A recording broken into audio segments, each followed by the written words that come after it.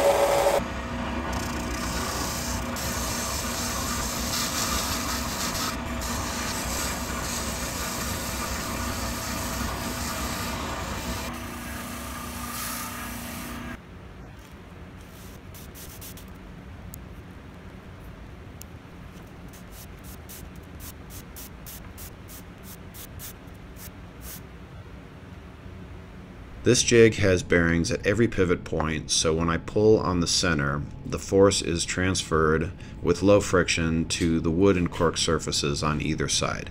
Lee Valley on the left, inclined cork on the right. When the point that I'm pulling at is directly in the center like this, it's a fair fight between the two. Lee Valley releases the wood first, so inclined wins a fair fight. Now if I move the point that I'm pulling at closer to the inclined side, Lee Valley has an advantage. And as you can see, inclined cork now loses in this disadvantaged position. So what I need to do is try to find a point where they both release the wood at the same time. So there it is. At this point, inclined cork is 4 7/8 from the pull point and Lee Valley is 6 7/8. That means that inclined cork rubber is roughly 40% stronger. So there you go. Inclined cork rubber is still the winner. Thanks for watching. Please check out my sale, and I'll catch you next time.